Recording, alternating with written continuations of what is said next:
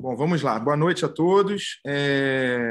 Hoje, com muita honra que a gente recebe aqui o professor Marcos Tobias Machado. O professor Marcos Tobias, ele... Primeiro, queria agradecer, Tobias, a sua disponibilidade. Eu sei que com essa agenda aí, os hospitais fechados por causa do Covid, a gente fica com uma agenda online absurda. Eventualmente, a gente parece que trabalha até mais e eu te vejo aí trabalhando ativamente. O Tobias, eu acho que todo mundo aqui conhece, dispensa muito apresentações, mas cabe a mim dizer que o Tobias é uma das maiores referências em urologia no Brasil e digo também fora do Brasil.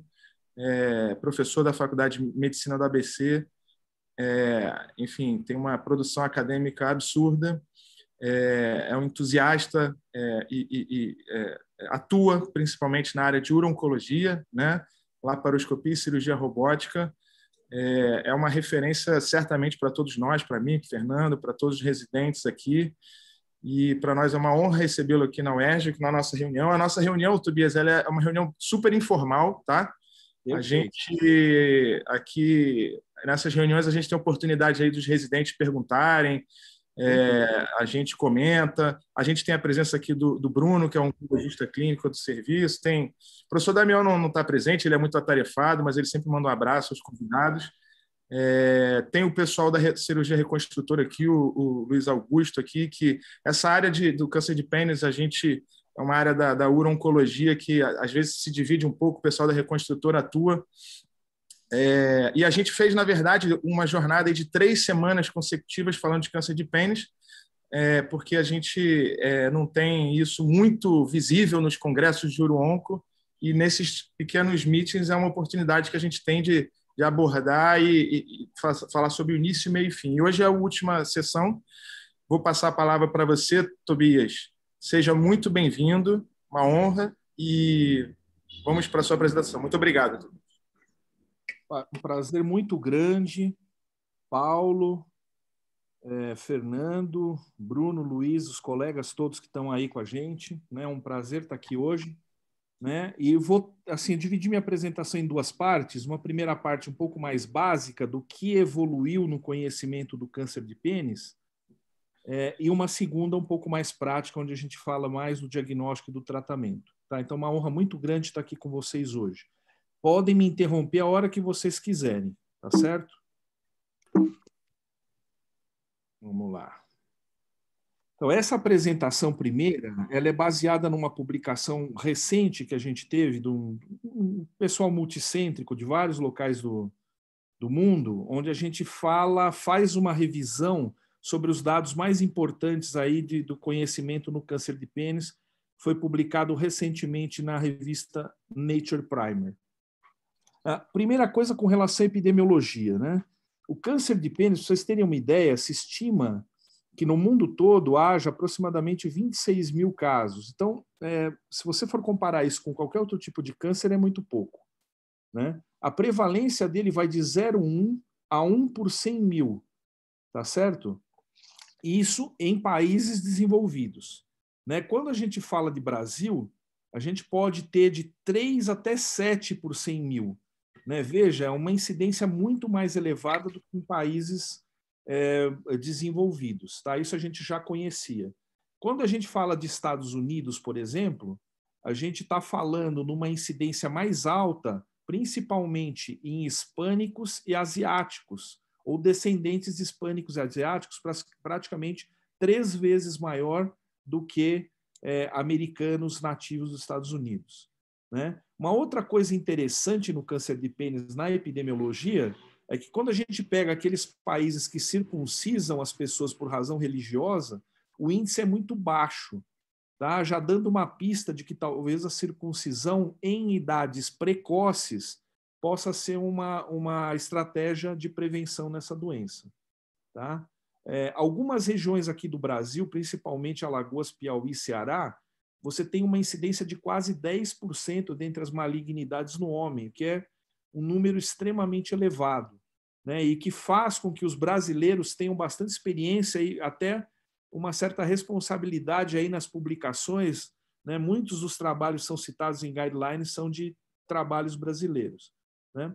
E quando a gente fala de alguma herança hereditária, a gente não tem trabalhos suficientes para dizer que essa doença tem alguma herança hereditária.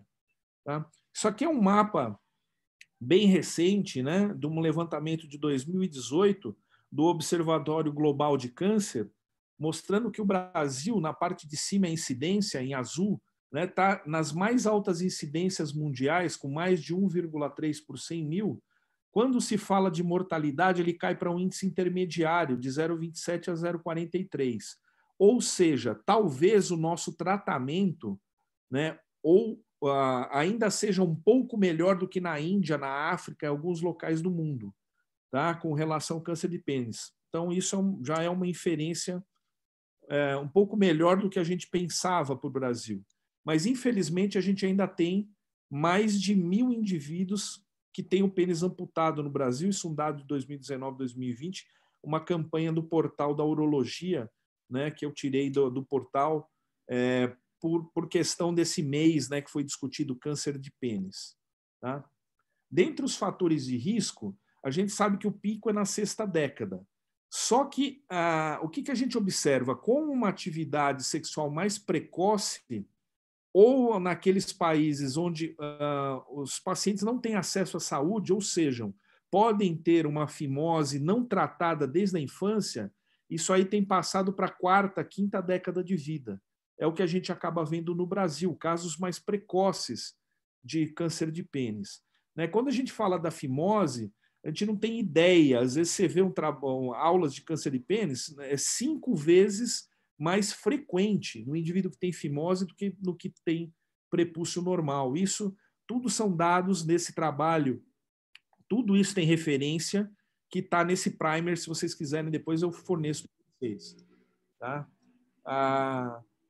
A falta de higiene, a gente sabe que está relacionada, né, ao aspecto socioeconômico, à questão do indivíduo, do estado educacional do indivíduo, e, infelizmente, né, no Brasil, a gente vivencia locais onde o indivíduo não tem acesso à água corrente. Né? Ou seja, muitas vezes a água de má qualidade, ele tem que ferver para beber, às vezes não tem água para tomar um banho. Tá? Eu andei levantando a internet vendo essa situação, tem pontos muito críticos no Brasil ainda. Então, vocês vejam, isso é um fator importante para nós, a falta de higiene. Né? A inflamação crônica é um outro fator importante, né, que está associado à balanite xerótica e ao líquen escleroso. Essas entidades têm praticamente 4 a 8% de chance de malignização. Né? Então, isso é uma mensagem para os residentes. Né? Ver aquele pênis todo esbranquiçado, né, que pode ser um líquen escleroso ou mesmo uma balanite xerótica com o prepúcio todo grudado ali, e você vai fazer uma postectomia, eventualmente você já tem um carcinoma in situ ou já tem mesmo um câncer invasivo em fase inicial. Né? Isso pode acontecer em até 8% dos casos. Carcinoma in situ, né? Ou neoplasia intraepitelial do pênis é o termo que está se utilizando hoje. Tá? Está se evitando utilizar a eritoplasia de Queirate, doença de Bowen ou papulose boenoide. Tá? Então, isso é questão de nômina mais recente da histologia, dos guidelines de histologia. Então, uma das vias claramente da carcinogênese do pênis é a inflamação. A outra via importante é a via do papilomavírus humano, que está presente aí em 30% a 50% dos casos de câncer de pênis. Isso vai variar um pouco no tipo histológico, mas os trabalhos mais antigos têm uma tendência a mostrar uma incidência menor, e com os trabalhos de biologia molecular hoje muito mais avançados, a gente sabe que existem fragmentos virais em até 50% dos casos de câncer de pênis. Então, isso também é uma outra pista de que talvez a prevenção do papilomavírus humano, através de vacina, etc., que vai acontecer daqui muitos anos, a gente talvez possa ter uma redução na incidência do câncer de pênis. Outro fator que é claramente descrito, isso para todos os carcinomas espinocelulares, é o tabagismo, tá? Que está associado ao câncer de pênis. E uma coisa mais rara, isso acho que cai mais na mão do dermatologista, aqueles indivíduos que estão tratando psoríase com o tratamento PUVA, né, que é a fototerapia com o psoralênico, né, e a radiação ultravioleta, são indivíduos que têm um risco maior de desenvolver câncer de pênis, e nesses indivíduos se sugere que seja protegida a região genital que vai ser exposta à radiação ultravioleta.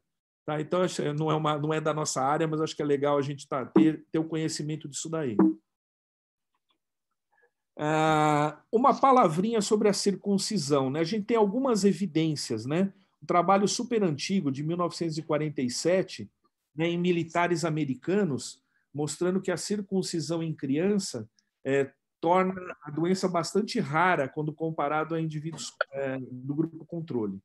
Quando a gente fala, já em 1960, tem um estudo na África, e a África é interessante, tem algumas tribos que fazem circuncisão precoce e outras tribos que não fazem circuncisão. Quando você compara a estatística desses indivíduos, você vê que aqueles que foram circuncisados tiveram um índice muito menor de câncer de pênis do que aqueles que não receberam a circuncisão. Quer dizer, isso dentro de uma mesma etnia, tá certo? E em 2011 foi feita uma meta-análise aí com 248 casos, comparado a quase 3 mil controles, mostrando uma redução de 67% no câncer invasivo naqueles indivíduos que foram circuncisados em idade mais precoce. Tá? Explicação para isso, a gente tem algumas. Né? Muitos tumores de pênis vão crescer principalmente na região onde se faz a circuncisão. Se você remover, você vai estar reduzindo esse risco. Tá? A fimose em si já é um risco para câncer de pênis conhecido. Né? Veja, 5 vezes é o mínimo de risco. Tem trabalhos que mostram até quase 40 vezes risco maior para desenvolver câncer de pênis. Né? E, além disso, o esmegma, que causa uma inflamação crônica no prepúcio, está associado claramente aí à carcinogênese do câncer do pênis. Então, a gente tem esses fatores aí que vão falar por que talvez a circuncisão na infância seja importante.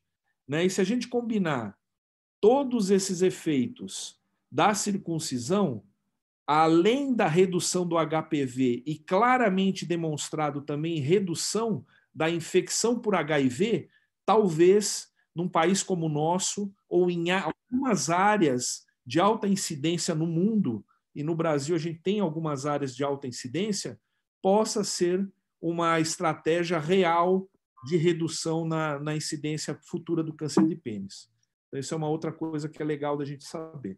Quando a gente fala de circuncisão em adulto, tem um efeito contrário. Você fala, puxa, circuncisão em adulto aumentou o risco de câncer de pênis? Na verdade, é um efeito que é chamado de causalidade reversa. O que acontece? Você tira esse prepúcio, em alguns prepúcios já tinha câncer de pênis, às vezes, ou lesão pré-maligna, o fator precursor do câncer de pênis. E isso é que acaba dando uma incidência um pouco maior quando você faz a circuncisão no adulto. Não é que exatamente, propriamente, a circuncisão vai causar o risco maior de câncer de pênis, mas a incidência, a frequência de câncer de pênis será aumentada se a gente fizer circuncisão em adultos de maneira disseminada. Então, esse procedimento de realização da circuncisão preventiva em adultos não tem indicação, tá certo? Na literatura. Tem outros fatores que são fatores especulativos ainda. Existe alguma descrição sobre obesidade, né? Mas a obesidade propriamente dita, diferentemente do câncer de rim e do câncer de próstata, onde está diretamente ligado aos fatores de crescimento, né, ligados à insulina, à síndrome metabólica, no câncer de pênis a gente não tem uma ligação tão clara da obesidade. Né? O que talvez se diga é que naqueles indivíduos muito obesos eles vão ter uma dificuldade de higiene do pênis. E nessa dificuldade de higiene do pênis pode eventualmente criar um fator inflamatório ali. Outra coisa que é relatada na literatura são profissões agropecuárias, são indivíduos do campo. Tá? Muito provavelmente, esses indivíduos que têm uma profissão agropecuária têm um nível socioeconômico mais baixo, um nível educacional mais baixo, e a gente não tem relatado claramente algum fator de exposição para esses indivíduos. Tá? Diferente do câncer do escroto, por exemplo, onde a gente sabe que o carvão, né, foi uma doença do início da Revolução Industrial, causa o câncer do escroto. No câncer de pênis a gente não tem esse fator ocupacional ligado a profissões agropecuárias. Um outro fator que foi descrito até pelo Estênio Zec, um grupo grande de brasileiros, aí, uma colaboração multicêntrica, foi a questão da zoofilia e do bestialismo. Né? Não sei se vocês sabem que tem diferença entre zoofilia e bestialismo. Zoofilia é um indivíduo que tem relação sexual com o mesmo animal e tem um carinho, tem uma relação afetiva. Né? Bestialismo é aquele indivíduo que, eventualmente, numa coisa esporádica ou numa iniciação sexual, teve uma relação sexual com o animal. De qualquer forma, isso foi estudado e foi encontrado um risco associado ao câncer de pênis. Mas é apenas uma inferência. A gente não sabe se isso é por questão de higiene desses indivíduos ou se existe realmente um fator biológico, um vírus, alguma alteração local causada por esse tipo de hábito que leva ao câncer de pênis. Tá? E a miíase também tem vários trabalhos aí de brasileiros, né, do Favorito, de outros, que reportaram a miíase associada ao câncer de pênis. Na verdade, a miíase é um fator que está associado a uma maior destruição tecidual. A gente não sabe se a miíase, propriamente dita, é um fator causal, mesmo porque esses indivíduos têm uma higiene muito ruim, né? E as larvas da mosca entram ali, causam uma reação inflamatória muito maior e acabam causando uma destruição tecidual maior, né? E como fator de proteção, a gente sabe que a higiene é o principal fator de proteção, que a circuncisão na infância é um outro fator que reduz significativamente a chance de câncer de pênis. E a gente tem também a questão da vacinação, mas como iniciou há poucos anos, isso no mundo, né, nos meninos, né, das meninas já vem um pouco mais de tempo, a gente vai demorar pelo menos 10 a 20 anos depois dessa vacinação para encontrar um impacto na redução de câncer. E, além disso, lembrar que o HPV está associado a outros tipos de câncer. Além do câncer de pênis, o câncer de vulva, câncer do colo do útero, câncer do canal anal, câncer de boca e laringe, todos carcinomas espinocelulares conhecidos, tem a chance de reduzir com a vacinação. Tá? Então, a gente espera aí mais alguns anos para verificar essa redução significativa. Né? Quando a gente...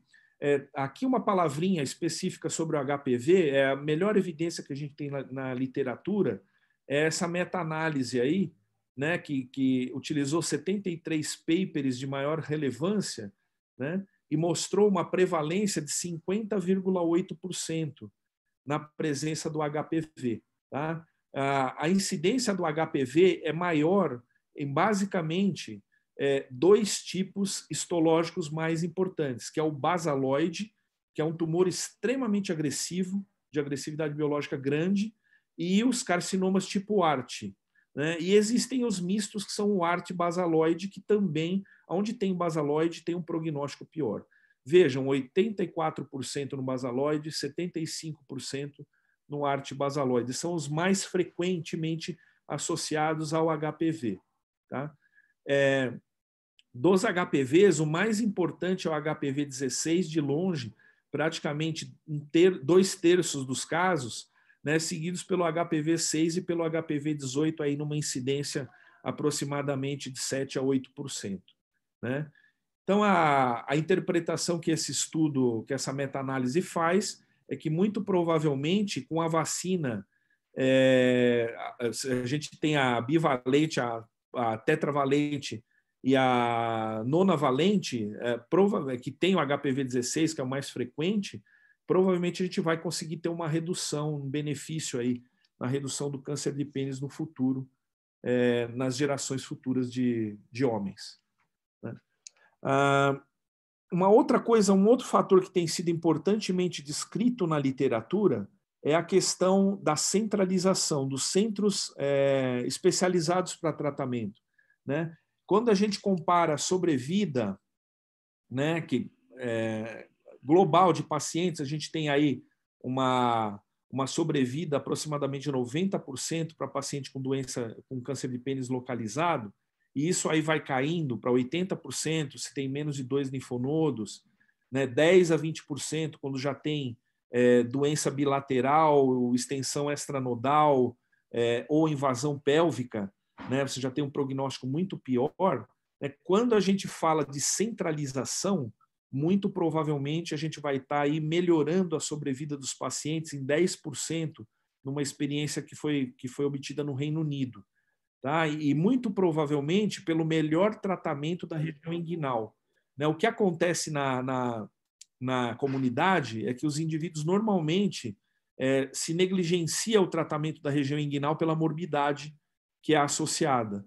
Né? E na comunidade muitas vezes não tem o domínio também de linfonodo sentinela, cintilográfico, ou métodos de imagem mais avançados como PET para fazer estadiamento, né? E uma menor experiência mesmo no tratamento da região inguinal, né? Que é específica de centros, de grandes centros onde tem cirurgiões treinados.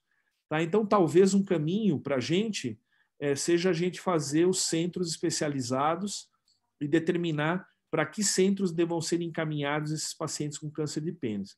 Essa é uma ideia, né, da Inglaterra, mas que eu acho que poderia se aplicar facilmente para a gente. Né? Alguma coisa sobre as lesões intraepiteliais, o tema da minha aula são as lesões invasivas, mas eu acho que vale a pena a gente entender, né? Primeiro que a nômina, né? Todos aqueles nomes foram colocados agora como neoplasia intraepitelial peniana. Tá? A gente divide basicamente, tem duas classificações, uma delas de gravidade, que é pelo grau, né, a moderada, a leve, moderada e grave. Né? A grande maioria dos casos, aí 2/3 dos casos, são de displasia, de neoplasia intraepitelial com displasia mais severa, tá? E 1/3 somatório entre moderado e leve. E os tipos de HPV. Né? Normalmente, HPV 6, 11 e 16 são os tipos aí que estão mais associados à neoplasia intraepitelial. Né? Praticamente, né? Veja, quando você fala de gravidade, né? Você tem aí associação de HPV, tanto HPV de risco maior, como a gente estaria acostumado a falar, né? Como o HPV 16, que é de um risco mais alto de carcinogênese, como o HPV 6 e 11, que a gente acreditava que só dava condiloma, tá certo? E a gente sabe hoje que dão as lesões pré-malignas, que são as neoplasias intraepiteliais de grau baixo e moderado. Então, isso é uma outra coisa importante. Né? Os principais fatores de risco para os indivíduos desenvolverem essa neoplasia intraepitelial são os fatores inflamatórios da pele, principalmente nas doenças inflamatórias, o líquen plano, né? E outros fatores são drogas imunossupressoras, são indivíduos que foram submetidos à cirurgia peniana ou com histórias de balanite e verrugas prévias. Né? Transplante de órgão entra entre os indivíduos que recebem imunossupressão. Tá? Dessas neoplasias intraepiteliais indiferenciadas, praticamente 80% dos casos são associados ao HPV, e a grande maioria delas associada a HPV 16. Então, veja, tudo isso é prevenível através de vacina. Né? E quando a gente fala de condilomas penianos, a gente sabe que, com relação ao condiloma, o tempo de desenvolvimento para a lesão intraepitelial é menor do que para aqueles indivíduos onde se desenvolve o câncer. Tá? Então, isso é uma outra coisa que chama atenção também. Tá? É interessante a gente entender um pouco dessa carcinogênese. Né? Não vou entrar em detalhe aqui, mas para vocês terem a ideia da complexidade do conhecimento da biologia molecular hoje. Tá? A gente tem praticamente duas vias. Tá? Do lado aqui direito, né, do lado direito da tela, né, do lado esquerdo da tela, imagino que a tela está de frente para mim, né, a gente tem a via do HPV. Tá? Através da partícula E6 e E7, você vai ter principalmente ativação da via dos supressores tumorais, do P53 e do RB. Tá? Do outro lado da tela, a gente tem a via da tirosina quinase, que é a principal via de ativação da cascata inflamatória. Então, a gente sabe hoje que é diferente a carcinogênese por via inflamatória dado o HPV. Agora, existe associação, às vezes tem inflamação e HPV junto também, tá? Obviamente que a importância maior são naqueles pacientes HPV puro e naqueles pacientes com via inflamatória pura, onde a gente pode eventualmente encontrar várias vias dessa de bloqueio, né? Até anos atrás, a gente não tinha nenhum tratamento para câncer renal metastático. Hoje a gente tem 8 drogas. Vejam que várias vias dessa, RAS, Emitor, AKT, né, várias vias dessas aqui já tem drogas que eventualmente podem modular e podem ser utilizadas. Tá? O problema é que o câncer de pênis é raro e os protocolos clínicos são escassos. Né? E aqui, esmiuçando um pouco mais a via do HPV, né, que os pesquisadores acham que a grande sacada na modulação é a via do HPV, porque os pacientes HPV positivos têm uma tendência a ter uma resposta um pouco melhor à imunoterapia. Tá? Então, baseado em tudo isso que está aqui na telomerase, nas quinases, né, são pontos eventuais de bloqueio para a terapia imune. Tá? Então, assim, quem estuda imunologia pode dizer isso para a gente melhor. Tá? Uma outra coisa que mudou, também não vou entrar em grandes detalhes aqui, mas que vocês entendam, né? A histologia que a gente achava, escama ou carcinoma espinocelular, que era uma coisa só, hoje tem todos esses aí que vocês estão vendo. Né? Na primeira linha tem as neoplasias intraepiteliais, elas também têm diferença histológica, né? Os tipos não relacionados ao HPV, vejam vários tipos aqui, tá certo? E os tipos relacionados ao HPV, onde tem destaque o tipo ART, tipo basaloide e o ART basaloide. Tá? Como curiosidade, por exemplo, o carcinoma verrucoso, que é um tipo não relacionado a HPV, praticamente não dá metástase, tá certo? Tanto para a região inguinal quanto sistêmica. Quando você pega o basaloide, é extremamente agressivo. Então, assim, eu estou vendo aqui também um caminho muito parecido com o câncer renal. Tá? A gente acabar descobrindo vias diferentes, tentar modular por drogas diferentes. Aí vai entrar a medicina personalizada, a gente ainda não está nesse ponto no câncer de pênis, mas estamos caminhando para isso. E uma outra coisa que é obrigatória hoje nos relatos, então, descrever esses tipos histológicos aqui é obrigatório hoje o patologista descrever, tá certo? Ele não pode mais descrever carcinoma espinocelular. Ele tem que dizer se é o usual, às vezes está querendo dizer carcinoma espinocelular usual, então tem que explicar que é usual, descrever a graduação dele. E uma outra coisa que é obrigatória é o status do HPV. Então, em situações onde não ficar clara pela histologia convencional, tem indicação de se fazer a imunistoquímica, que é essa última linha que vocês estão vendo abaixo aqui. Ó. Quando tem uma grande expressão do P16-INC4A, esse palavrão aqui, isso aqui quer dizer que é HPV relacionado. Tá? Quando for negativo, é HPV não relacionado. Aqui tem pequenas áreas de associação, eles correlacionam isso como negativo, como não relacionado. Para ser HPV relacionado, tem que ter esse tipo de expressão aqui na imunistoquímica. Tá? Então, isso também não sabia, também tive que estudar para aprender. Né? Então, isso vai mudando. Isso aqui também não vou entrar em detalhe, mas vejam, até os tipos não relacionados ao HPV têm positividade de HPV, ainda que menor do que aqueles relacionados. Né? Veja, basaloide, 70% a 100%. Não são todos os basaloides também, mas a grande maioria. Né? Se a gente pegar, por exemplo, pseudo-hiperplásico, 0, se você pegar o carcinoma espinocelular típico, já tem expressão de HPV. Ele não é um tipo classicamente relacionado, mas pode ter expressão de HPV. Meio confuso, né? Mas é o que a gente tem para hoje aqui. Entender que são tipos relacionados e não relacionados ao HPV e pode ou não haver expressão de HPV nesses tipos diferentes. Tá?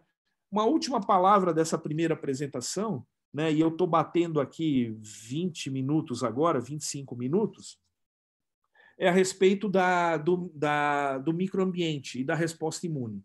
eu acho que a grande solução para melhoria no tratamento está nisso daí.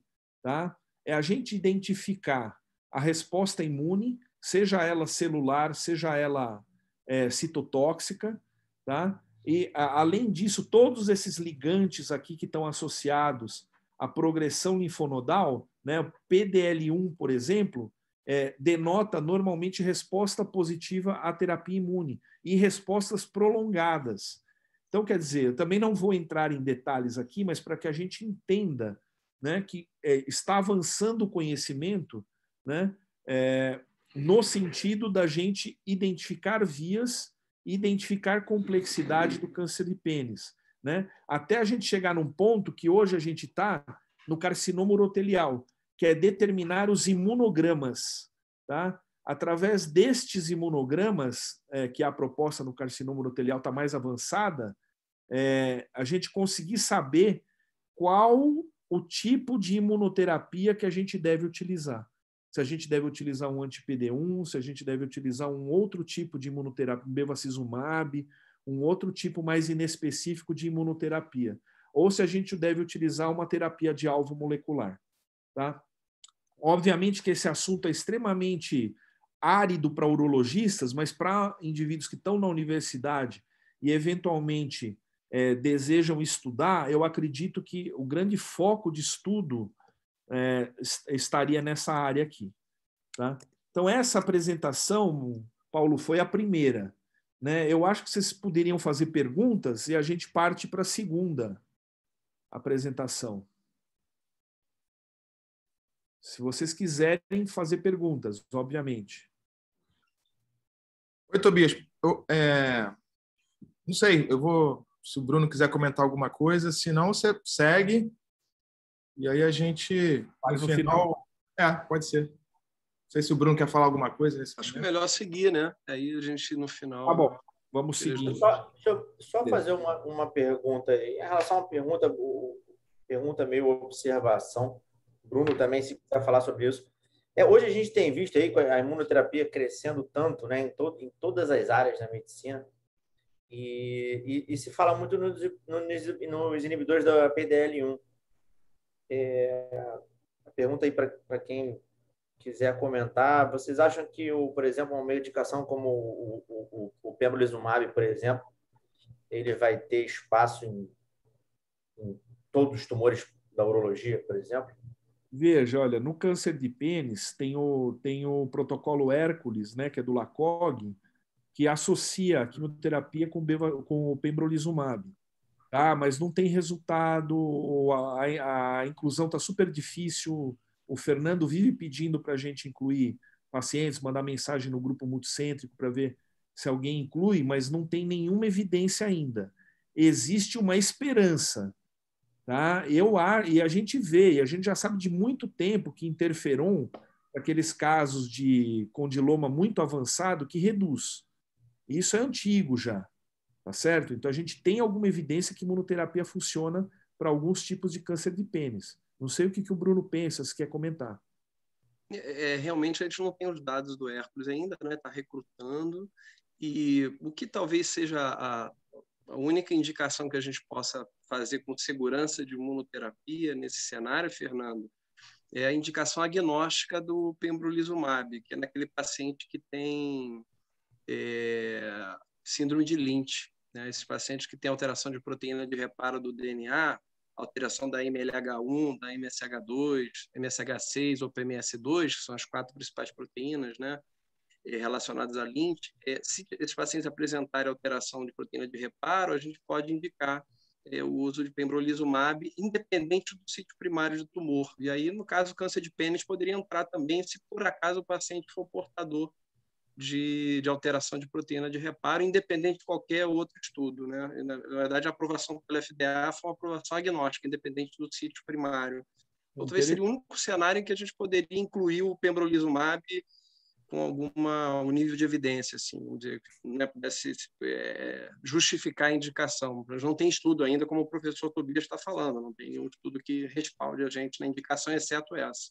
Interessante que na síndrome de Lynch, até onde eu me lembro, pode ter associação com carcinoma de pelve renal, urotelial, né, de urotelial trato superior, e também de câncer de rim. Né? Então, assim, alguns casos, né, pode eventualmente estar associado e a gente poder utilizar. Né? Interessante que vocês costumam fazer essa análise. Quando que você suspeita da síndrome de Lynch, Bruno? O Lynch hoje ela está obrigatória no paciente com câncer de cólon. Qualquer paciente chegar para a gente com câncer de cólon, a gente é obrigado a solicitar as proteínas de reparo do DNA, as 4, né, principais. Sim. Mas, de forma geral, esses resultados estão chegando cada vez mais frequente quando a gente pede o foundation dos pacientes, né, o sequenciamento, o NGS. Então, eventualmente, a gente se depara até, às vezes, com algumas alterações de proteínas de reparo raras. Outro dia eu vi um paciente com alteração de MLH3, que a gente nem pede de rotina, mas era uma paciente que tinha uma história familiar importante. Chama muita atenção câncer de cólon, câncer de endométrio, né? Mas cada vez mais vem ampliando os sítios associados a Lynch. Né? Tem um trabalho também, se não me engano, com próstata, a incidência é muito baixa, acho que é menor que 1%, mas pode ter associação. Então, assim, a associação forte mesmo é endométrio e cólon, né? Chama muita atenção. A gente encontrar uma família que tem esses dois sítios primários, chama muito, tem que pensar em Lynch. É interessante, né? Talvez um dia a gente vá chegar realmente naquele ponto, porque hoje a gente trata os pacientes, que é a próxima aula, baseado na histologia, né? E a gente não tem um painel genético onde a gente possa personalizar o nosso tratamento. Talvez isso vá ser a solução para todo tipo de tumor, e aí a gente poder utilizar, associar alguma droga em algum tipo de caso específico. Né? Aqui a gente já passou, é só uma introdução para essa aula de tratamento, isso aqui é a figura do brasileiro com câncer de pênis. É um indivíduo pobre, que mora numa casa simples, uma família cheia de gente, né, que trabalha longe, na zona rural, né, que não tem acesso à saúde, não tem acesso à educação. Então, essa é a figura clássica. Né? Uma mensagem para os residentes: qualquer lesão que passar de 30 dias no tratamento tópico e não curar, tá, no prepúcio, na glande, no pênis, tem indicação de biópsia, tá, para descartar câncer de pênis. Pode ser outra situação, inflamatória, alérgica, pode, tá? Mas a gente tem que estar atento para não deixar fazer diagnóstico tardio. Né? A gente sabe que a média de diagnóstico tardio é 12 meses de atraso. Mas é muito tempo. Você atrasar 1 mês, 2 meses, tentei fazer um segundo tratamento tópico em vez de 1 mês, né? O tratamento tópico é 15 dias. Mas tudo bem, tentei fazer 2, 3 vezes, atrasar 2 meses é uma coisa, atrasar 1 ano é muito, muito ruim, né? E por isso que os pacientes chegam num estado deplorável para a gente. Em parte por culpa deles, né? Por vergonha, às vezes medo, ignorância, mas em parte também pela própria condição socioeconômica do nosso país, dificuldade de acesso a centros de saúde. Então, é uma situação complexa e normalmente os casos chegam mais avançados. Né? Isso aqui é uma outra coisa também, que vale a pena perder um pouquinho de tempo, porque é como o câncer de pênis pode se manifestar. Né? Lá em cima, né, principalmente os 2 primeiros, ali você tem as lesões, as neoplasias intraepiteliais, né, que a gente poderia chamar de eritroplasia de Queirate, ou doença de Bowen, né, seja na glande ou no prepúcio, que muda o nome, né, aquilo são neoplasias intraepiteliais, tá certo? Quando a gente passa ali para a figura C e D, ali, as 2 de cima ainda, a gente tem claramente o líquen escleroso associado. Tá? E aí, quando você tira um fragmento disso, tem lá o carcinoma cuniculatum, que é um T1, e aqui o usual, que é um T2. Então, quer dizer, isso aí o patologista vai dizer para a gente. Mas a gente está vendo que claramente não é só o líquen escleroso, né? Tem uma associação de alguma lesão necrótica aqui no meio, estranha, diferente. Tá? Um outro tipo de manifestação é essa, são córneos cutâneos, tá? É o tumor queratinizante. Tá? Aqui, no caso, a biópsia deu um tumor misto, um carcinoma espinocelular e um verrucoso.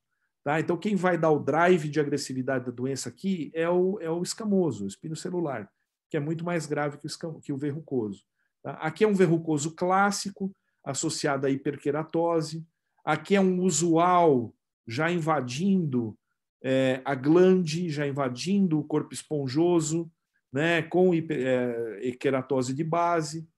Aqui já é aquele UART basaloide, veja, totalmente diferente, mais avermelhado, mais friável, né? Associado também à neoplasia intraepitelial. Então, quer dizer, provavelmente começou como uma neoplasia intraepitelial, anos depois foi gerar isso aqui. Tá? Então, isso aqui é típico de retardo de diagnóstico. Né? Tumores mais exofíticos da glande, né, que hoje é classificado como T2, antigamente era T3. E por que é importante? Porque a gente pode fazer tratamento conservador, pode retirar só a glande, ou pode retirar essa lesão e colocar um enxerto. Tá? Então, são opções de tratamento mais modernas. Né? Um T2 de glande associado a líquen escleroso. Você vê, tem várias variações aqui. Tá? Aqui já um mais avançado, um T3, já invadindo o corpo cavernoso. Né? Além de glande, corpo cavernoso também. Tá? Então, cai hoje para a classificação de T3. A gente sabe que o corpo cavernoso confere um prognóstico pior do que o corpo esponjoso, isolado. Tá? E aqui é o que a gente vê muito no Brasil. Né? Lesão ulcerada, inguinal, metástase, né? Já com tumor primário no pênis, aqui no caso, um paciente que já tinha condiloma e HIV. Quer dizer, imunodeprimido, com esse tipo de reação, tumor extremamente agressivo, basaloide, já super avançado. Tá? Então, a manifestação clínica pode ser qualquer uma dessas aqui, que a gente vai receber. E o que a gente quer saber desses tumores? A gente quer saber a invasão. A gente sabe que tumores que invadem mais de 5 milímetros são mais agressivos. A gente quer saber o padrão, se ele cresce plano ou mais profundamente. A gente quer saber o grau. A gente sabe que o grau 2 e 3 são piores, o grau 3 é o pior. Né? Tipo histológico, como eu já falei, separa a agressividade. Além disso, embolização linfática vascular e, mais recentemente, invasão perineural. Tá? É uma outra coisa que tem sido incluída nos guidelines, está no novo TNM, que diferencia o T1A do T1B, junto com a invasão linfovascular e o grau. Tá? Então, é conjunto hoje o TNM, isso eu falo mais para frente um pouquinho. O problema, quando a gente fala de avaliação do tumor primário, olhamos lá, fizemos a biópsia, temos o diagnóstico. Quando a gente vai avaliar ele para tratar, a gente pode ter um erro de até 25% na avaliação do tumor primário. 10% dos casos já tem infiltração que não foi suspeitada durante o seu exame e 15% dos casos você acha que está infiltrado e não é. É edema e infecção local. Tá? Então, isso é o dilema de quem vai fazer o tratamento local do câncer de pênis. E por isso que, se possível, a gente usa a ressonância magnética principalmente com ereção. Agora, depois vocês me dizem aí se vocês fazem isso. Nós não fazemos. Isso aqui é informação de literatura, tá? Que te dá um aumento de sensibilidade e especificidade com relação ao exame físico, né? Que está ali por volta de 70%, 75%, né? 25% de erro. Veja que com a ressonância a gente consegue verificar aqui que não tem invasão, por exemplo, da túnica albugínea, que já está infiltrando a túnica albugínea ou que já está para dentro do corpo cavernoso, com uma precisão melhor do que o exame físico. Ah, então, esse é o cenário. Se você puder fazer ressonância para complementar teu estadiamento local, tem indicação. É clássico também que depois dessa invasão local que os tumores têm, eles têm preferência pela metástase linfonodal. E a metástase linfonodal classicamente é sequencial. É anedótica uma metástase que acontece direto, por exemplo, para a região pélvica, sem passar pela região inguinal. Então, ela vem da região inguinal superficial para profunda para a ilíaca. Tá? A gente sabe que tem conexão de linfático dos dois lados. Então, as nossas cirurgias, normalmente, se não for paliativa, tem que ser bilateral. Se for com intento de cura, tem que ser dos dois lados. Então, isso aí guia a nossa conduta na região inguinal. Uma outra coisa é prognóstico. Né? A gente sabe hoje que se a gente tiver até 2 linfonodos na região inguinal, de um dos lados, a gente tem um índice de curabilidade praticamente igual àquele indivíduo que não tem acometimento linfonodal. Então, a linfadenectomia é curativa para alguns pacientes.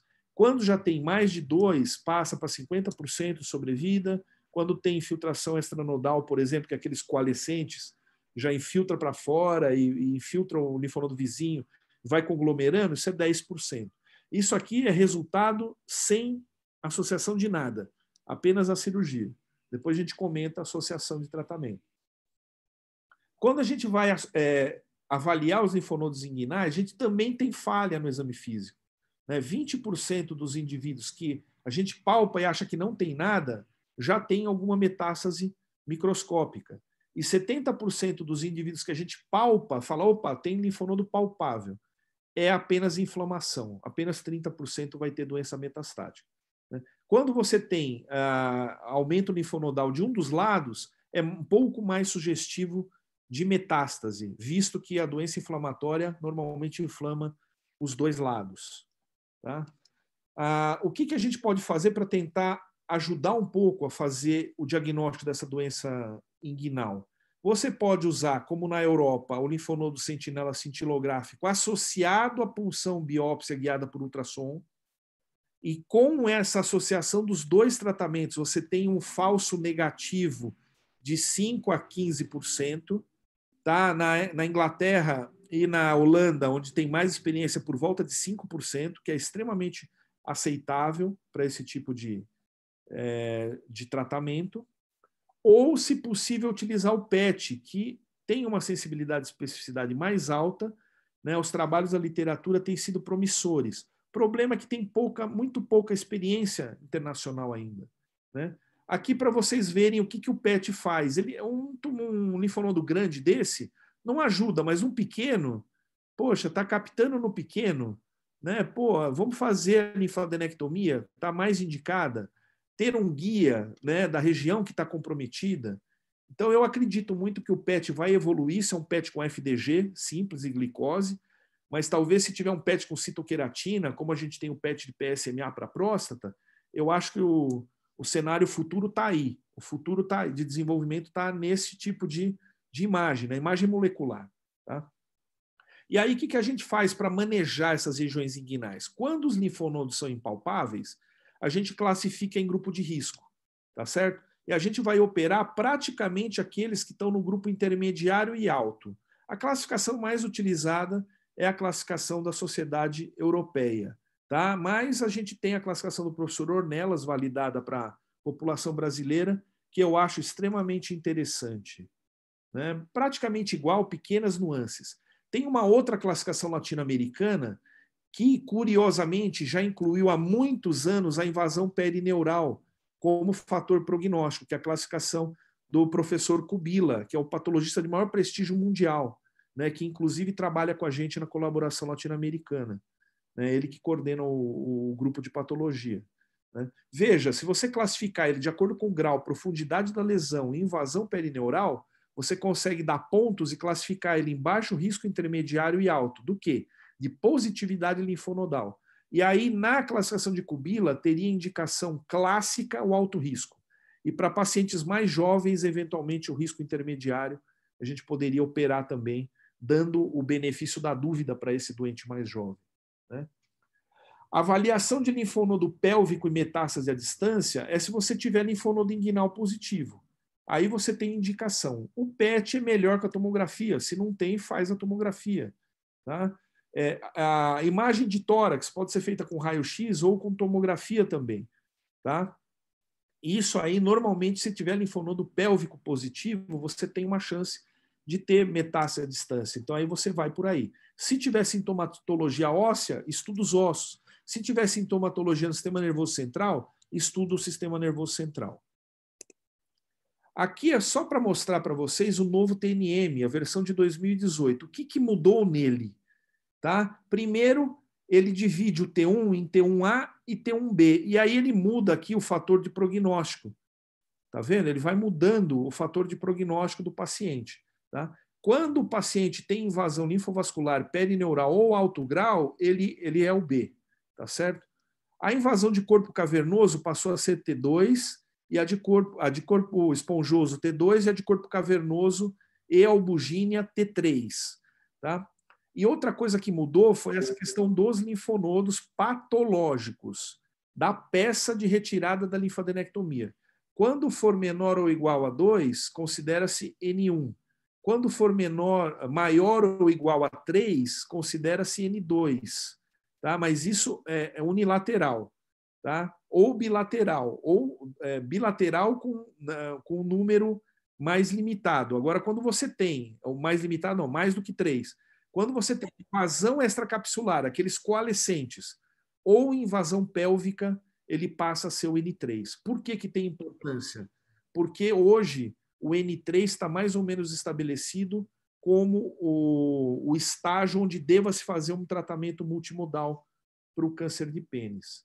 Tá? Então, aqui só passando rapidamente pelas opções de tratamento, quando a gente tem um tumor superficial, a ideia hoje é fazer a terapia conservadora da haste peniana. Tá? Ressecção da lesão, postectomia, são os tratamentos mais utilizados. Você pode fazer também outros tipos de cirurgia, como a cirurgia de Mohs, que normalmente os dermatologistas usam muito mais, porque faz a ressecção microscópica, né, com biópsias microscópicas. A radioterapia, que no passado se falava que era muito ruim, hoje ela passa a ter resultados bons, com técnicas específicas, como a braque intersticial ou a braque com moldes, para esse cenário do T1, com resultados extremamente interessantes e baixa morbidade, diferentemente de como eu fui ensinado na minha residência ou durante anos, se falava que não se devia fazer radioterapia para câncer de pênis. Mesma coisa para crioterapia e laser. Né? A descrição de recidiva local era muito alta no passado, 30% ou mais. Hoje em dia, a gente sabe que a recorrência local está entre 5% e 10%, que é extremamente aceitável. Como se discute que essas recidivas locais, nesses T1s, normalmente são resgatáveis, você pode reaplicar tanto a crioterapia quanto o laser e ainda resgatar o paciente. Tá? Então, isso tomou muito corpo na literatura hoje. Terapia de preservação da haste peniana até o T1. E casos selecionados de T2. Tá? Que T2 passou a ser só corpo esponjoso. Então, se ele tiver na glande, eventualmente pode ser feito um tratamento conservador também. Isso aqui é só para mostrar para vocês, né? A terapia com molde, você cria um molde como um molde de dentista, e aí a radiação passa dentro desse molde, né? Extremamente engenhoso isso aqui, e te dá um resultado desse, né? Um câncer de pênis aqui, um T1 de grau 2 com 3 milímetros, que praticamente dá um resultado perfeito aqui, né? Um excelente resultado. Ou a radioterapia com intersticial, né? Que tem resultados também bastante interessantes, né? Ainda com que possa ter necrose, ulceração e estenose de meato numa porcentagem pequena de pacientes, para esses casos mais superficiais, tem um resultado muito bom. Veja, praticamente 80% dos pacientes conseguem fazer uma boa cirurgia de preservação, 70% em 10 anos. Né? Então, você consegue preservar a maior parte da haste peniana desses pacientes. Isso é uma tendência na uro-oncologia. Né? Começou a se falar em próstata, fazer vigilância, depois em rim, fazer parcial, depois em bexiga, terapia de preservação da bexiga. Então, isso é uma tendência na oncologia. Tá? Que você mantenha um nível oncológico aceitável, obviamente. Se você tiver um tumor só de glande, você pode tirar só a glande, tá certo? Se você tiver um tumor pequenininho na glande, você pode ressecar a mucosa onde esse tumor está e, eventualmente, colocar ou fazer o resurfacing, que normalmente é para T1, né? Uma retirada superficial e deixar ele crescer espontaneamente, ou, se for uma área muito grande, colocar um enxerto de pele. Tá? O resultado disso é muito bom também. Tá? Quem tem muita experiência com isso, ou mais experiência com isso, é a Escola da Inglaterra, tá? Que tem isso daí. Eu até tinha a fotografia, mas não coloquei. Né? Acho que passou, devia estar nesse slide, não coloquei a fotografia. Bom, o T3 já é invasão do corpo cavernoso. Tá? Nessa situação aqui, o nosso limiar é o tamanho da haste remanescente, que a gente vai planejar através do exame físico e da ressonância magnética. E, além disso, é obrigatório ter a congelação, para a gente ter certeza que não está deixando margem. Tá? A margem hoje aceitável é mínima. é maior que 1 milímetro. No passado era 2 centímetros, passou a ser 1 centímetro, e os trabalhos mais recentes estão falando que é mínima. 1 milímetro já é margem. Tá? Uma controvérsia que tem na literatura, tem pelo menos uns 3 ou 4 artigos, é se essa recorrência local depois da penectomia para um tumor agressivo como esse é possível de ser resgatada. Se você tiver a recorrência local, os trabalhos antigos falavam que não tinha problema nenhum, que você operava e resgatava. E tem um trabalho italiano bastante recente, do ano passado, mostrando que a sobrevida é muito ruim. Né? Talvez o que aconteceu? O que sobrou para esses casos de penectomia foram os tumores mais agressivos. E aí o autor conclui que, na verdade, a chance de resgatar ou não depende do tumor primário. Então, se o tumor primário, o que é a minha leitura disso? Se o tumor primário é extremamente agressivo, não fica fazendo margem de 1 milímetro. Tá? Dá um pouco mais de margem, garante que você não vai ter a recidiva local, porque se você tiver, esse doente sucumbe, morre da doença. Aqui é só um detalhe técnico para os residentes, a gente deixa 1 centímetro maior a uretra do que o corpo cavernoso. Então, se eu tiver uma haste remanescente de 3 a 4 centímetros, a preferência da literatura é fazer a cirurgia com penectomia parcial, tá certo? Se você não tiver esse remanescente, é melhor você tirar todo o pênis e fazer a uretrostomia perineal, tá certo? E aí você vai ter uma qualidade de vida melhor para o doente. Né? Se você tiver invasão de escroto, invasão de testículo, muitas vezes você tem que fazer emasculação. E em algumas situações, infelizmente, não sobra nem uretra. Tá? E em algumas situações ainda, a região inguinal ainda está comprometida, sai tudo. Sai região inguinal, tumor primário numa cirurgia só. Tá? Infelizmente, já passei por isso algumas vezes. Né? E aí a gente tem que deixar, além de fazer toda a cirurgia, ainda fazer a cistostomia. Tá? Então, a tentativa de amputação com uretrostomia perineal, se não for possível, cistostomia. Invasão grosseira de cordão, né, é obrigatório fazer emasculação. A gente tenta também preservar o testículo, era uma discussão do passado. Bom, o paciente não tem pênis, não vai ter relação. Só que o testículo produz testosterona, tem muitas funções. Protege de síndrome metabólica, protege o paciente de osteoporose, de sarcopenia. Então, o testículo não é um simples órgão sexual. Na minha visão, se possível, ser preservado. Fica na raiz da coxa, tranquilo, mantém a função de produção de testosterona e muito bem. Tá?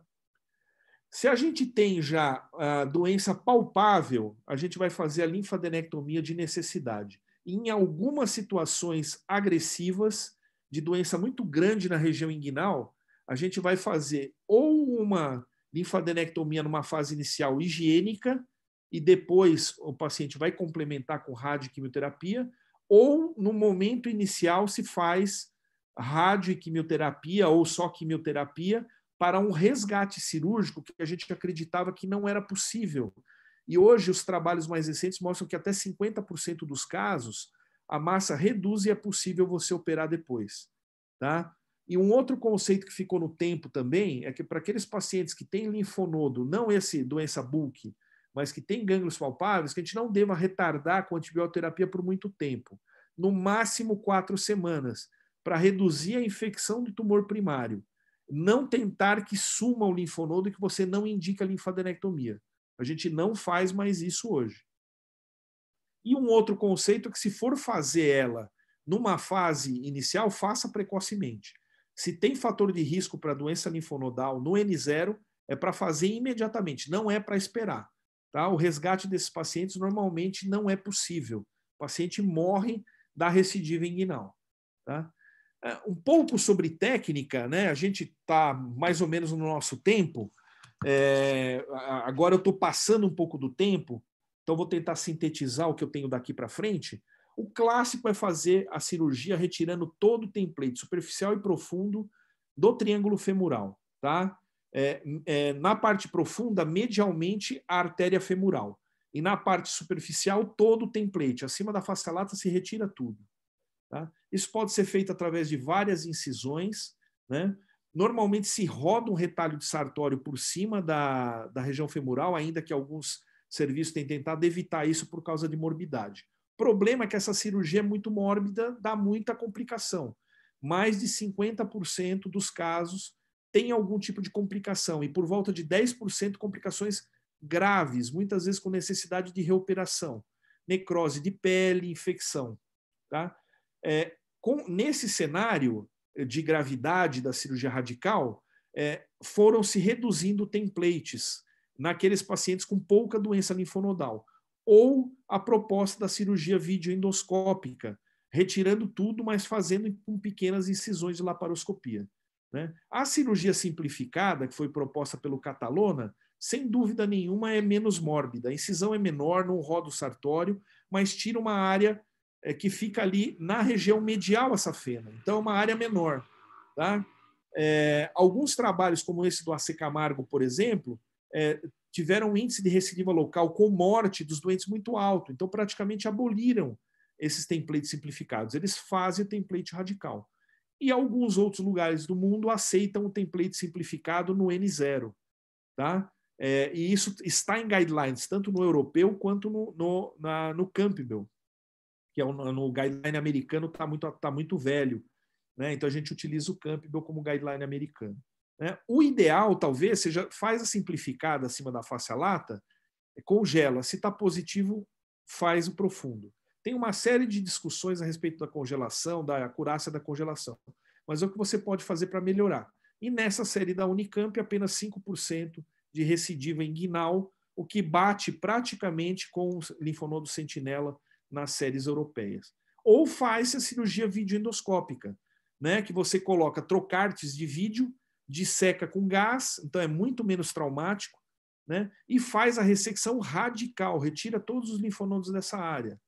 Tá? Surgical steps. Isso eu vou pular, porque tomaria um pouco de tempo da apresentação, mas, de qualquer maneira, a gente já tem hoje uma meta-análise com 290 casos, comparando aberta e endoscópica. O que a endoscópica faz? Reduz a morbidade cutânea, reduz a morbidade linfática grave, que a gente tinha dúvida se reduzia, e nessa meta-análise mostrou que reduz, e mantém o controle oncológico a curto e médio prazo. Não tem experiência a longo prazo publicada ainda para esse tipo de técnica. Tá? Mas, de qualquer maneira, ela já figura aí como uma opção nos guidelines, como uma possibilidade dentro desse cenário de pequeno volume inguinal. Quando a gente está falando de um outro cenário, que é esse com doença muito extensa, ou uma cirurgia paliativa, a gente está falando de cenário multimodal. Então, o que a gente faz? Retira tudo isso com pele, resseca, expõe os vasos, retira totalmente a doença, e aí fica com um defeito enorme. Como é que a gente fecha esse defeito? Normalmente ele não fecha primário, muito difícil. A gente tem que rodar retalhos, ou da face lata ou abdominal. Então, aqui é um exemplo de uma rotação de retalho de face lata, né, onde o aspecto final acaba sendo esse. Tá? Então, retirou-se tudo, rodou o retalho, e você acaba aí cobrindo essa área de defeito que tem. Então, normalmente a gente entra com a cirurgia plástica para fazer esse tipo de cirurgia. Né? E que pacientes a gente faz o tratamento complementar? Naqueles pacientes ou que tem extensão extranodal ou doença pélvica, que é o N3. Tá? O resultado é muito ruim com a cirurgia isolada. Né? Então, vejam, né? Esse é o gráfico que a gente tem de N3, resultado péssimo. Tá? Então, hoje, no cenário N3, o que a gente faz? Ou dá quimioterapia, e alguns trabalhos questionam que a radioterapia também possa ser recomendada, principalmente no cenário da metástase pélvica.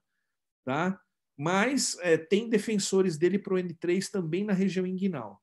Tá? E a quimioterapia para os dois cenários de N3, tanto pélvico quanto extranodal, tem benefício, tem resposta de aproximadamente 50% e melhoria na sobrevida em 30% dos casos. Tá? Que tipo de esquema faz? Né? Então, essa é a indicação, normalmente. Normalmente, o esquema que tem resultado melhor na literatura é o TIP, né, com paclitaxel e fosfamida e cisplatina, isso pelo NCCN. Existem outros esquemas também. Tá?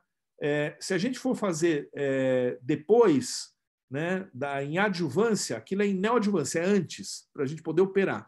Se a gente for fazer depois da cirurgia, a gente tem o TIP e tem evidência também para o 5FU com cisplatina.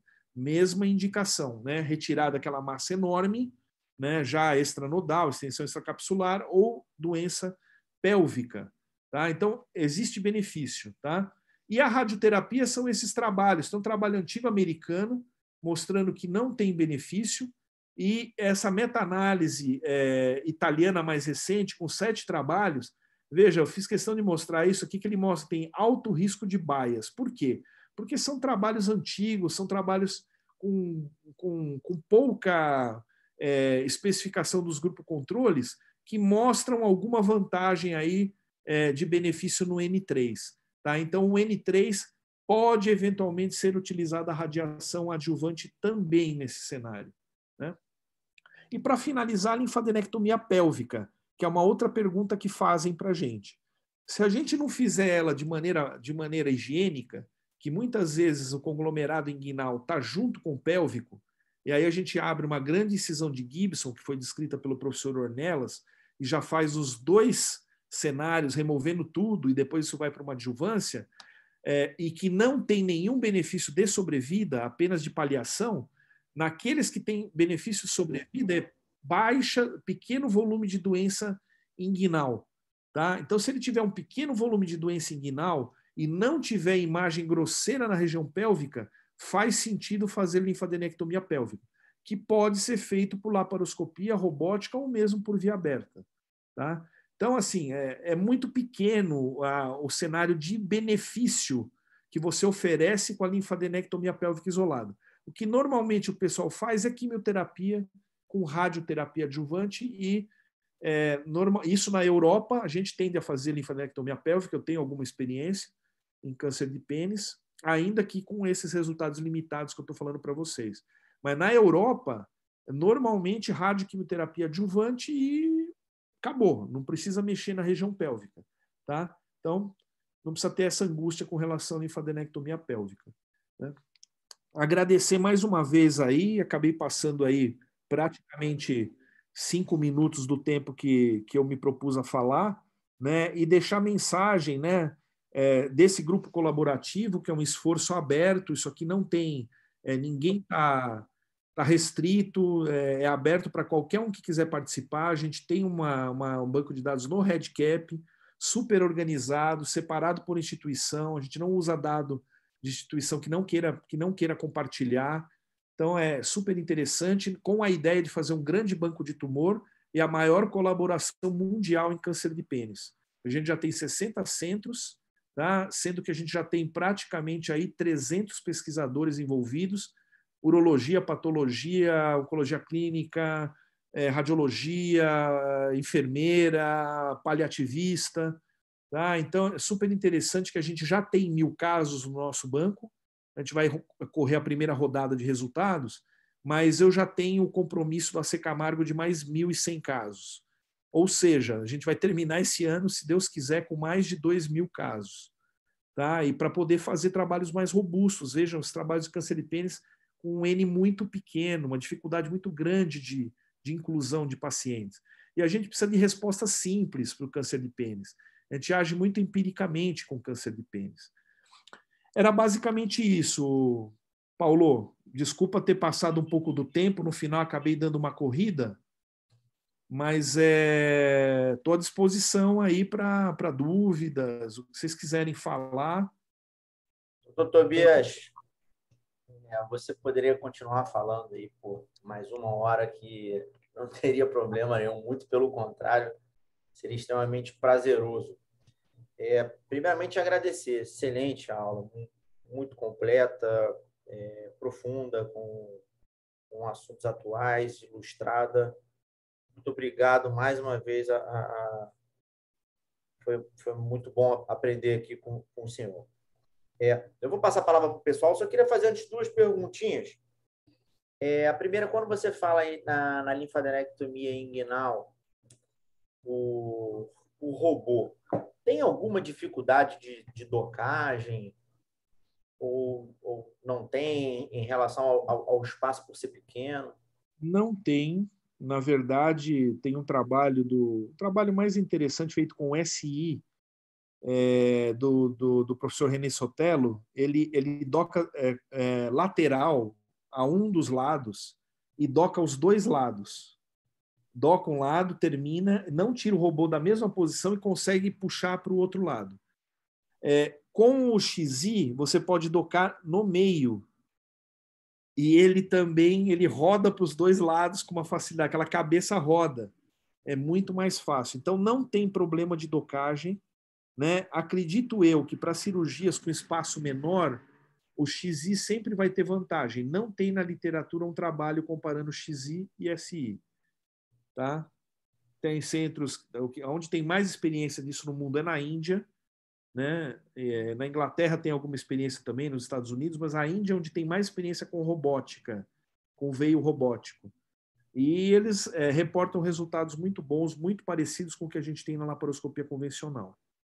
Tá? Então, o trabalho oncológico a longo prazo, a gente está preparando ele, já com mais de 250 lados operados e 130 pacientes. Se Deus quiser, sai no Journal esse ano. Deve ser minha tese de docência. Então, provavelmente vai sair esse trabalho, que a gente já tem os resultados, e comparando com as séries de memória ou com as séries maiores do mundo, Orenblas, da Holanda, a sobrevida câncer específica foi semelhante à cirurgia aberta. Então, não houve diferenças, tá? Então, é uma coisa que eu acredito que vai se firmar como opção para a doença de pequeno volume. Aquela doença pequena que você não quer causar tanta morbidade e quer retirar os linfonodos, quer ter a certeza que você beneficiou o paciente. Ou faz o linfonodo sentinela, que é uma outra coisa que a gente pode eventualmente fazer, mas depende de hospital, né? Depende do centro ter a capacitação para ter uma curva de aprendizado de 20 a 30 casos, tem que ser centro grande, né? E eventualmente a gente pode ir lá para a Holanda, para a Inglaterra e aprender isso e trazer essa expertise para a gente. Ou fazer o que a gente faz já, que é a cirurgia mesmo, né? Ou por via endoscópica, ou com algumas melhorias. Você sabe que uma cirurgia ajuda a outra, né? O pessoal da Aberta estão fazendo 1001 maracutaias, não estão mais rodando sartório, eles ficam me falando, ficam dermofixando retalhos para reduzir a morbidade da cirurgia, que eu acho excelente. O que importa é beneficiar o paciente, não é? E é interessante que o veio reduz 10 vezes a chance de complicação grave, de necrose cutânea com chance de cirurgia. Então, a gente trabalha com isso, com Clavien hoje. Né? A chance de Clavien alto é 10 vezes menor. Então, assim, é muito apelativo. Eu acho que vai ficar como opção, né? Para aqueles centros que tenham indivíduo treinado. Hoje em dia, qualquer centro vai ter um indivíduo, né, grande de oncologia treinado em laparoscopia ou em robótica. E, eventualmente, vai poder oferecer isso no futuro. Eu não sei se respondi ou se... Não, respondeu com certeza. Parabéns pelo teu trabalho, excelente esse trabalho que você está fazendo. E antigamente a gente fazia essas linfadenectomias inguinais e tinha aquela necrose de pele extensa e o paciente estendia muito a internação e acabava até complicando por uma infecção hospitalar ou algo desse tipo. É isso mesmo. Né? E a outra pergunta que eu queria te fazer é, no caso de necessidade de linfadenectomia pélvica, você segue algum template? Você faz uma ressecção extensa? A gente faz a ressecção... Também não tem tantas coisas em literatura, né? Mínimo. A literatura é muito pequena. Mas, assim, tem uma coisa de literatura em câncer de pênis, se a metástase for retroperitoneal, ou seja, acima do nível das ilíacas, o prognóstico é muito ruim. Então, acho que não convém fazer. Tá? Então, eu faço o template, que é o estendido de próstata, tá? Abaixo do ureter. Ureter como limite medial. Dali para baixo, cruzamento da ilíaca com o ureter como template medial. Isso é a estendida da próstata, não é a da bexiga que tem pré-sacral. Eu não tiro o pré-sacral, não acho que faz sentido. Na próstata e na bexiga até pode fazer sentido, mas para um órgão que está totalmente fora da pelve, não está internalizado na pelve. Fazer pré-sacral, eu acho que, assim, não tem estudo também, que é uma coisa que a gente pode fazer agora com ressonância com contraste, repetir todos os estudos do Cabanhas, em vez de fazer com cintilografia convencional, fazer com ressonância. É uma ideia do grupo colaborativo, para a gente ver realmente para onde vai. Pré-sacral, eu acho que não é uma área, né? Agora, ilíaco interno, externo e pélvico, a gente remove no template. Quando faz a cirurgia, que é uma cirurgia rara, a gente retira esse template. Ótimo. Eu gostaria de passar a palavra para o Bruno, até para ele falar alguma coisa em relação à neoadjuvância, né? Mas antes, o nosso residente, o Guilherme Litig, ele queria fazer uma pergunta. Guilherme? Fala aí, Guilherme. Oi, professor. É uma pergunta rápida. Queria primeiro agradecer a disponibilidade do professor Tobias. Naquela parte que falava de balanite xerótica como um fator de risco, porque assim, não raro eu me deparo com uma lesão dessa. Por outro motivo, o paciente está investigando um LUTS, ou então fazer uma cistoscopia por outro motivo. Eu queria saber se nós devemos fazer uma busca ativa dessas lesões quando nos deparamos com essas lesões, ou como é isso? Não, o que você tem que fazer é um follow-up, né? Você vai fazer a posté, por exemplo, a postectomia quase sempre vai estar indicada, né? Se tiver prepúcio, se não tiver operado, né? Normalmente está totalmente grudado, inflama. Então, quando tem a balanite xerótica clássica não tratada, normalmente a gente faz a postectomia. Aquela postectomia radical, que tira todo o prepúcio e leva a pele direto na glande do paciente. Isso vai para análise. E aí você vê se tem alguma coisa. Se não tiver nada, se tiver uma lesão intraepitelial, você pode tratar com imiquimod, por exemplo, né? Se não tiver nada, é só fazer follow-up. Você não fica tirando pedaço da... A não ser que seja suspeito, tem uma área ulcerada. Agora, se for só uma área branquinha, plana, né? Isso é mais ou menos uma coisa clássica em pênis. Lesão plana, em pele, inclusive. Lesão plana é mancha. Lesão plana se acompanha. Lesão elevada, você fica de olho. Pode ser uma lesão queratinizada inicial, pode ser um tumor por baixo, crescer. Aí você pede o paciente voltar em 3 meses. Você dá uma olhada, entendeu? Cada 3 meses. Passou um ano, não aconteceu nada. Passa para 6 meses. Então aí você faz um follow-up, tá certo? Mas você não sai fazendo biópsia ao acaso de balanite xerótica. Bom, obrigado, professor. Nada. E aí, Bruno, sobrou você agora, cara, para corrigir as bobagens que eu falei aí de terapia sistêmica. Professor, primeiro, parabéns aí pelas apresentações. Fica muito pouca coisa aí para a gente até colocar. Até as perguntas que comecei a anotar aqui, as respostas já vinham logo depois, né? A apresentação muito clara, enfim, foi espetacular mesmo, né? E eu acho que de quimioterapia neoadjuvante, talvez o que seja interessante saber, assim, a gente comentar é o que esperar de uma neoadjuvância, né? A gente tem aí um percentual de resposta da ordem de 50%, né? Com uma expectativa de resposta patológica completa na peça cirúrgica depois em torno de 16%. E, enfim, vou até passar para o professor também uma pergunta, né? Que eu fiquei com uma dúvida. Assim, um estudo clássico o único estudo prospectivo que a gente tem de neoadjuvância, que é o estudo do Pagliaro, ele incluiu também o PN2, né, além do PN3. Eu vi o professor que tem, enfim, bastante experiência com essa área. Eu queria até saber se nesses casos de PN2, se vocês também costumam encaminhar ou fica restrito mesmo ao N3, né? Isso aí é uma pergunta, é uma dúvida que eu fiquei. Na verdade, a gente tinha a impressão no passado que o N2 teria benefício também. Só que eu acho que esse estudo é tão pequeno, se não me engano, são 16 pacientes. Né? São 30, metade respondeu, né? O número aí que só está passando são os que responderam, exatamente. Mas é tão pequeno o estudo que ele não dá acurácia para separar em N2 e N3. Né? Então é difícil a gente saber, talvez o resultado seja até melhor, porque não responder, se esse volume pequeno não responde, ele não altera para a cirurgia. Porque é muito difícil um N2 você não operar. A gente opera umas coisas monstruosas. É também um pouco diferente a indicação, né? Lá eu acho que não tem muita experiência, ver massa linfonodal inguinal já indica neoadjuvância antes. A gente não, a gente encara tirar. A gente acha que é melhor tirar e complementar depois, pode até estar errado, mas não tem esse estudo também.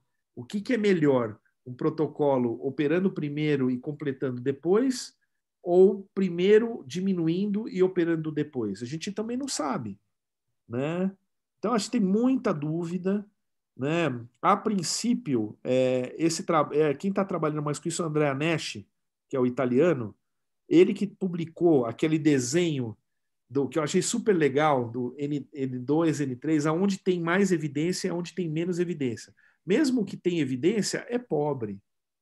Ele defende radioterapia para N3 com um trabalho muito ruim, né? Uma meta-análise toda enviesada, mas é o que tem. A gente não tem nada melhor que isso, né? Poxa, e o prognóstico tão ruim, né? O que eu argumento com ele, até discuti com ele propriamente, né? É muito mórbido. Se a gente for ver que nem a mama, se você fizer linfadenectomia inguinal da mama aqui, axilar, e irradiar em cima, ficam uns linfedemas enormes. E a gente vê os linfedemas de perna, depois de cirurgia radical, com radiação, não fica nem o linfático da pele. Fica um negócio enorme, incapacitante para o doente. Aí eu falei, isso daí dá um belo estudo comparando as coisas. Comparando antes, depois, com radiação, só com químio, entendeu? Mas é raro, mas a gente tem esse doente aqui no Brasil.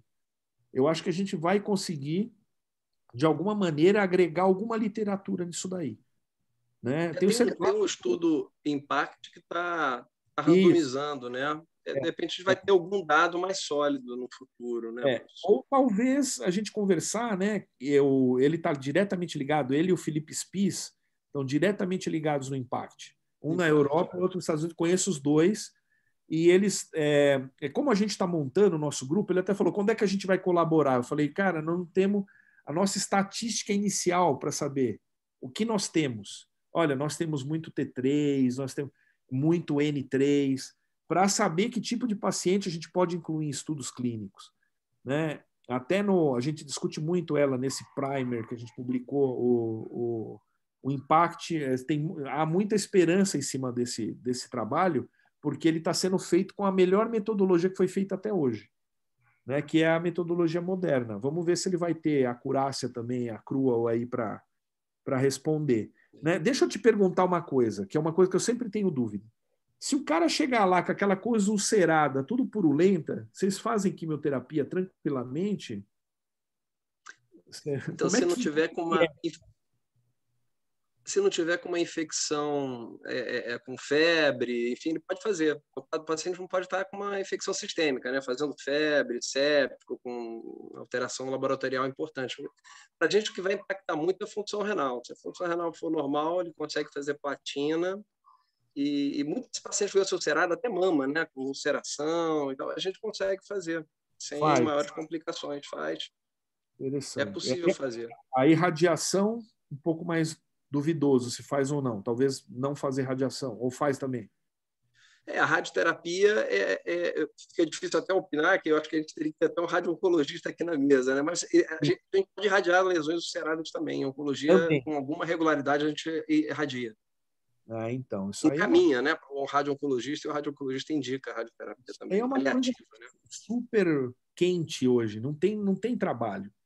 As lesões ulceradas, qual o padrão que deve ser seguido. Eu acho que a gente deve unir forças. Eu não sei quantos casos vocês fazem por ano aí, né? Qual que é a estatística que vocês têm, mas a gente tem pelo menos uns 10 casos por ano. E nós somos um centro de volume pequeno. Eu estou em 2 centros que tem 10 casos por ano. Lá no Nordeste, a pessoa tem 50 casos por ano, 100 casos por ano, nessa colaboração. Tobias, foi excelente a discussão hoje. Eu queria deixar umas mensagens até para os residentes. Eu acho que esse caminho de estudos colaborativos a gente precisa fazer cada vez mais. A gente está se inscrevendo agora no estudo colaborativo de ressecção transuretral, RTU de bexiga, né? um Resect, você deve conhecer. A gente está aguardando a liberação do CEP. A gente tem total interesse em participar do estudo colaborativo. A gente aqui na região sudeste não é a maior casuística de câncer de pênis, mas lá na UERJ existe um grupo lá, o Luiz Augusto, ele infelizmente teve que sair da reunião, ele me avisou aqui no privado, que ele, junto com o Miguel e o Luiz Alexandre, coordena essa área que eles fazem muito, tem uma experiência enorme eles. A gente tem total interesse. Deixo aqui até uma mensagem para os residentes aí, quem queira participar, se você puder, Tobias, me manda o direcionamento, que a gente não tem por que não participar, né? São os residentes saberem, esses estudos colaborativos já vêm com todo o protocolo montado, basta a gente autorizar no CEP da nossa instituição e começar com os dados. E incluir os pacientes. Isso é muito simples de fazer, você não precisa nem pensar, é só incluir. E a gente tem uma casuística, né? Tem um colega nosso, o Luiz Otávio, ele fez fellow de urologia reconstrutora, ele não pôde estar presente, que ele teve a mãe dele com Covid, problemas sérios, e ele é do norte, da região norte, e ele fala que lá no norte a penectomia é quase a cirurgia do R1, porque é toda semana, assim, faz igual o cálculo lá praticamente. E eu acho que seria interessante a gente também tentar fazer um contato com ele. Me manda esse link, tá, Tobias? Vamos fazer esse link. Eu acho que... Sim. Lá no Nordeste a gente tem uns 20 centros já. Então, se ele não tiver, todos os hospitais de câncer... Ele é Belém. Belém. Ah, ele está em Belém. Se ele tiver no Fir-Loyola, o Fir-Loyola é o maior centro de câncer de pênis do Pará. Se ele tiver no Fir-Loyola, eles estão com a gente também. Então, assim, a maioria dos lugares que tem estão. Né? No Rio de Janeiro, a gente está com todo o banco de dados do professor Ornelas, tem 700 casos. De cara, já comecei com 700. Né? E aí, hoje nós já estamos com mais de 1.000, né? Com 3 meses que a gente está trabalhando para juntar esses dados. Né? O Leandro Koifman está com a gente também. E eu acho que seria legal ter vocês. Porra. Claro. E também, Tobias, te deixar o convite, claro que agora não é o melhor momento no meio dessa confusão, dessa pandemia, mas assim que as coisas melhorarem, para você ir lá no nosso serviço para fazer uma cirurgia demonstrativa aí. A gente lá tem o robô XI, talvez seja, não sei, talvez seja o primeiro caso, não sei se já foi feito ainda, e pode até fazer um comparativo com outro robô ou com laparoscopia. E vamos estreitar essas relações, deixo o convite, até para os residentes também, que eles falam muito de você, muitos querem fazer fellow, querem fazer mestrado, doutorado. Então, vamos estreitar esses laços aí para que a gente possa seguir produzindo ciência. Isso é a minha cara, né? Minha vocação. Eu gosto de ensinar, eu tenho prazer em ensinar, em viajar e ensinar, e curtir, fazer amizade. Eu gosto muito disso. Tá? Então, pode me chamar que eu vou com o maior prazer. Maravilha. Tá, maravilha, Tobias. Vou deixar, então, para você fazer os comentários finais e encerrar a nossa sessão, que hoje a gente foi até 1h30, mas foi tranquilo, sem o menor dos problemas, porque foi audiência alta e merecido. Você, para a gente, é uma grande referência. Muito obrigado pela sua presença. Eu acho assim, vamos começar, quem está em centro de referência de oncologia e vai para a área de oncologia, começar a prestar atenção nas mudanças que o câncer de pênis vai começar a ter daqui para frente. Né? Tudo aquilo que a gente aprendeu, a penectomia só e depois o doente morre, vai ter tratamento neoadjuvante, adjuvante, a biologia molecular vai evoluir, tratamento sistêmico vai evoluir, paciente com doença metastática, que eu não entrei nessa seara, porque isso aí é com o Bruno, um dia eu venho assistir uma aula do Bruno, vai evoluir também com a imunoterapia, com os novos protocolos, é esperado isso para o futuro. Então, eu acho que é uma área que ainda tem muito para evoluir. A gente tem para contribuir porque a gente tem a doença, a gente tem o paciente. É nossa obrigação contribuir com a literatura. Então, vocês estão numa universidade, tem que produzir câncer de pênis. Trabalhos pequenos são aceitos, mas vamos fazer a colaboração grande, vamos fazer os pequenos, vamos fazer biologia molecular, entendeu? Vamos tentar unir forças aí para a gente seguir em frente. Essa seria a minha mensagem, de união. Maravilha, Tobias. Tá bom? Uma boa noite a todos. Depois eu mando o link para você, Tobias, com a aula enfim, beleza. Boa noite. Boa noite. Obrigado. Me manda a passagem que eu vou. Com certeza. Um abraço. Até mais. Tchau, gente. Cerveja gelada, lógico, né? Claro, claro. Tchau. Até mais.